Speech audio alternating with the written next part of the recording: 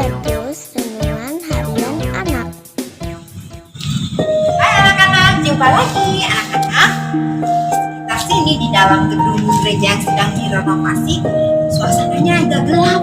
Nah, biasanya kalau gelap kamu dan saya perlu apa? Terang. Ya, benar kan? Seperti saat ini kita akan masuk ke dalam terang. Yaitu terang apa? Terang firman Tuhan. Habatus, hidupku bagi Kristus. Yuk kita berdoa dulu. Kami bersyukur saatnya belajar kitab Yesaya. Kami mohon anugerah, belas kasihan pertolongan Tuhan, supaya kami mengerti, mentaati, dan ampunilah segala dosa kesalahan kami. Terima kasih Bapa, dalam nama Tuhan Yesus kami berdoa bersyukur. Amin. Anak-anak, Alkitab memberitahu kita, Allah mencipta manusia bukan karena keharusan atau kurang kerjaan. Allah memiliki tujuan yang amat mulia. Allah menciptakan manusia karena kasih. Allah ingin manusia berperan dalam dunia. Allah mau manusia berkuasa dan mengelola dunia ciptaan yang amat luas ini.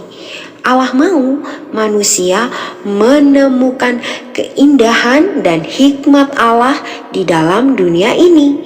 Allah mau kita memuliakannya dan menikmati Dia. Dengan menyembah Allah dan menaati firman-Nya, maka semua tujuan Allah, rancangan Allah dapat terlaksana sesuai kehendak Tuhan dan memberkati manusia ciptaan Tuhan. Tetapi dalam Yesaya 44 ayat 9 sampai 20, yuk sama-sama kita buka sama-sama. Lalu mari kita baca ayat 9 sampai 11. Orang-orang yang membentuk patung semuanya adalah kesia-siaan, dan barang-barang kesayangan mereka itu tidaklah memberi faedah. Penyembah-penyembah patung itu tidaklah melihat dan tidaklah mengetahui apa-apa. Oleh karena itu mereka akan mendapat malu. Siapakah yang membentuk Allah dan menuang patung yang tidak memberi faedah? Sesungguhnya semua pengikutnya akan mendapat malu, dan tukang-tukangnya adalah manusia belaka. Biarlah mereka semua berkumpul dan bangkit berdiri. Mereka akan gentar dan mendapat malu bersama-sama. Nah, anak-anak, di sini dikatakan bahwa manusia itu bodoh. Manusia menolak Allah yang hidup, tetapi memilih benda mati, patung yang mereka buat untuk disembah.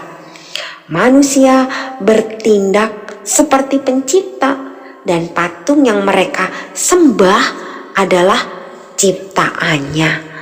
Inilah perbuatan manusia berdosa yang selalu ingin mengerjakan kehendaknya yang jahat.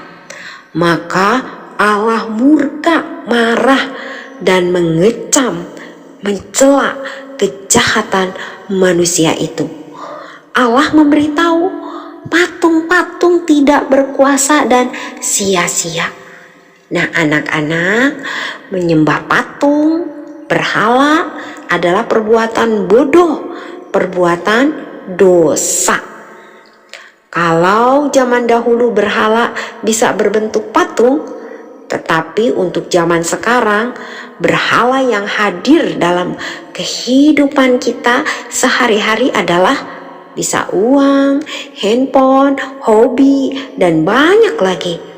Segala sesuatu yang kita senangi, kita utamakan, kita kasihi lebih dari Tuhan Yesus, dibenci Allah.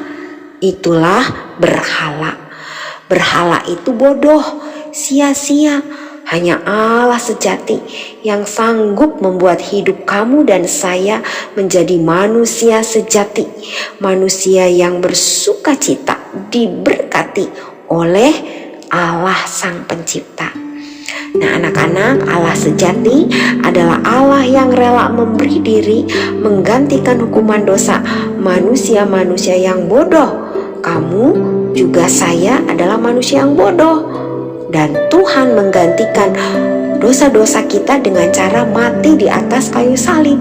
Tetapi Dia bangkit, menang, hidup selama-lamanya, supaya setiap anak atau orang yang percaya hidupnya dibaharui menjadi anak-anak Allah yang kesukaannya taat dan menyembah Tuhan. Itulah yang Tuhan kehendaki. Habatus, hidupku bagi Kristus.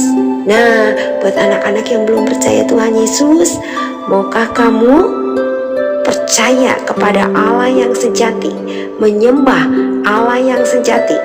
Yohanes 14 ayat 6. Kata Yesus kepadanya, "Akulah jalan dan kebenaran dan hidup. Tidak ada seorang pun yang datang kepada Bapa kalau tidak melalui aku." Kami bersyukur Tuhan baik, Tuhan beranugerah, maka kami boleh menyembah Allah sejati, Allah yang menghidupkan kami, Allah yang menjadikan kami hidup untuk memuliakan Allah dan menikmati Allah. Ampuni kami jika kami seringkali melawan perintah Tuhan. Biarlah sejak kecil anak-anak kami senang melakukan perintah. Terima kasih Bapa, dalam nama Tuhan Yesus kami berdoa bersyukur. Amin. Sampai jumpa ya. Dah, Tuhan memberkati.